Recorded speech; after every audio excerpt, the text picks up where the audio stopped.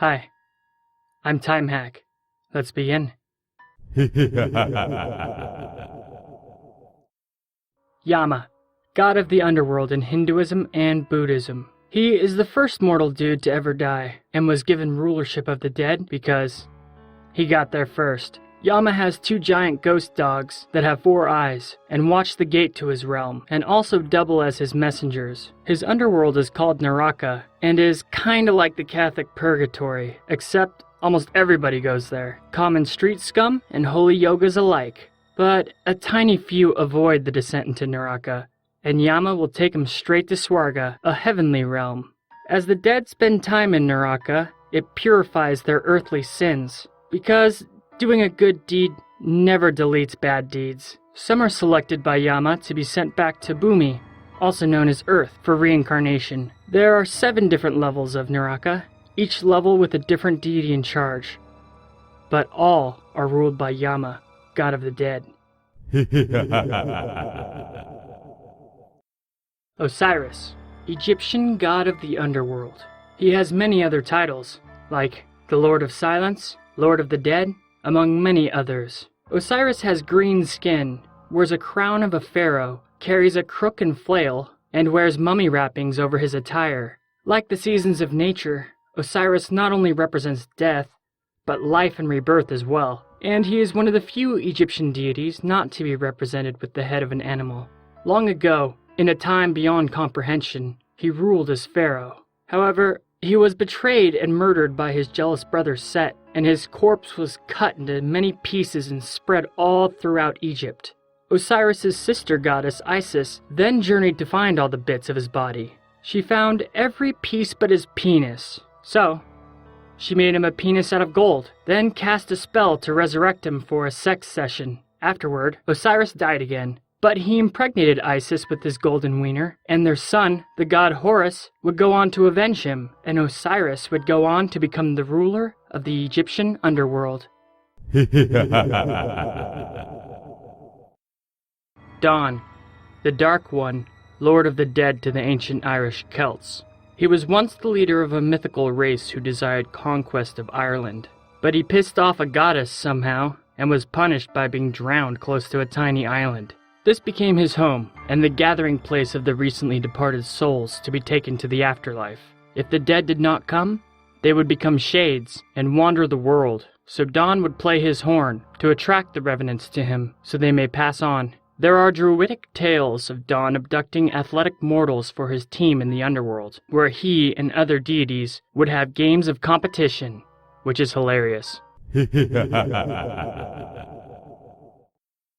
Feng-Du, the Chinese Hell. It is located in an unknown region of the astral plane, and has many levels, like most underworlds. The souls of the dead travel here for judgment. Some will be dismissed, free to go on to paradise. But most will be punished for their sins in a nightmarish torment. Here in this land of infinite terror dwells YEN-LO-WANG, and he's angry. He was once the master of the first level of hell, but was demoted to the 5th by the Jade Emperor for having too much compassion in his judgment of the dead, a mistake he would never make again. YEN-LO-WANG grew to love his work, inflicting all manner of vicious retribution with sadistic glee. For those in the 5th level of hell shall know only pain until YEN-LO-WANG proves himself worthy of his former prestige. Hel is the goddess who rules Helheim, one of the 3 Viking underworlds. She is the daughter of the god Loki, and receives 1/3 of the mortal souls that perish in Midgard.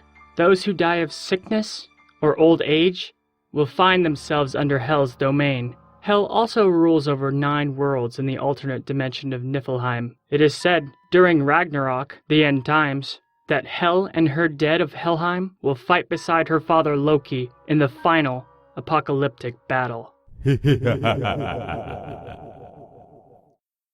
Olgin walked along the riverbank, enjoying creation.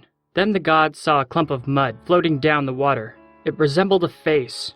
Amused, Olgin infused a soul into the mud with his magical powers. Then, ERLIK rose. Taking the form of a man, the two became close quickly, but ERLIK let arrogance blind him. He was less than Olgin, his creator, But in his mind, he was more. ERLIK began to work against the god. He tried to sabotage the genesis of humankind and made attempts to gain more power. For his actions, Olgan punished ERLIK by sending him to the inner earth, called the Ninth Lair, which would become the underworld for the sinful. Ancient Turkish and Central Asian people would come to sacrifice to the god of the dead and give him the veneration he craved. But it was out of fear and nothing else. ERLIK became the spreader of sin and malevolence, always seeking to corrupt more souls to add to his domain. He took on the form of an old muscle-bound man with the head of a demonic pig, terrifying to behold.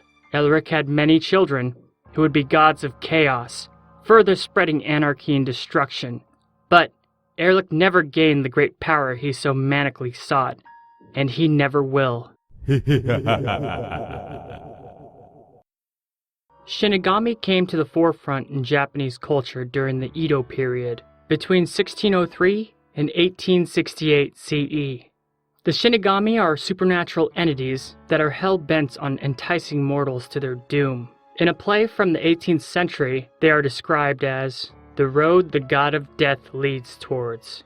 The Shinigami love to influence mortals to commit suicide, especially at certain places where other suicides or murders have already happened.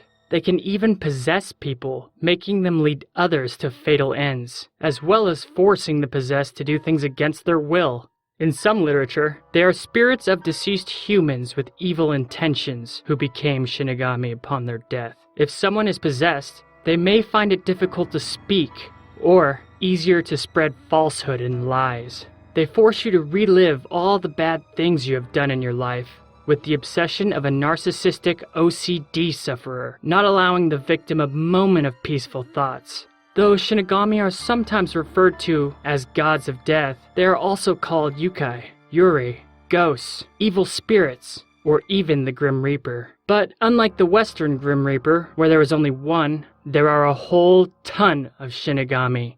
However, the Shinigami never directly commit the act of death upon a person themselves, but always through influence and possession. For those whose demise is imminent, Shinigami can be seen lurking around the soon-to-be dead person by those with eyes to see them. Most of the time those people are psychically sensitive, or close to death themselves. Shinigami are described as having a variety of forms, and all of them scary as hell. Though one consistency about their appearance is that they never look like they belong.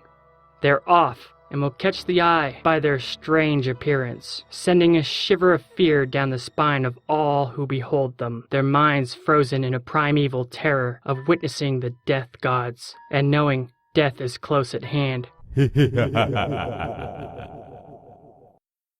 To the ancient Persians, all the history of the world was about the struggle between light and darkness. The eternal struggle between Ahriman and his twin brother, or Mazd. One fought with the power of heaven, the other, the underworld. The two were equal in power, but at times in history, one brother would gain influence over the other, represented by the ages of great conflict and the ages of peace. Ahriman was born from the doubt of the primordial creator god, Servan. Ahriman is the Lord of Darkness, spreader of chaos and destruction, where his brother, or Mazd, created things of wonder, light, and beauty. Ahriman manifested countless evil entities, and had an army of demons at his command. In ancient times, his name was often written upside down, showing revulsion for the god. Ahriman spread misfortune, tragedy, and conflict. To the Persians, humankind's original main purpose was the abolishment of evil, and because of this, a righteous man or woman could stand before Ahriman without fear, even causing him to leave their presence. Prophecy states that in the end, Ahriman shall have a temporary victory over his brother, Mazd, and that he shall rule the earth for a short time. But in the end times, Mazd will defeat the evil god of death, for good. At the dawn of time, the Anunnaki of Sumeria split creation among themselves, each deity getting a cut. Ereshkigal took Hell as hers, the land of no return, and named it Aralu. Ereshkigal ruled her kingdom of eternal darkness from her palace, where Ereshkigal dealt judgment and lavished in her dark radiance. When angered, her face would turn blue and her lips black. She was incredibly violent, sadistic, and wrathful. Ereshkigal's power emanated in all realms of reality. Those who denied her, mocked her, or ignored her put themselves in imminent danger, especially men. This vindictive goddess always has the last laugh, and she would always get her due. Ereshkigal seduced the vain deity Nergal, god of war, pestilence, and decay. Then, when Nergal returned to the upper world by the will of the gods, she threatened to raise the dead to devour the living in an apocalypse that would destroy the mortal world. Nergal returned to her and became her husband, gaining the title King of the Damned, though Ereshkigal would always be the master of her domain and tyrant over the fallen. There she remains, smiling to the music of wailing souls in eternal torment. I'm Time Hack. See you somewhere in space-time. Bye. Bada bing, bada boom, bada bing, bomb boom.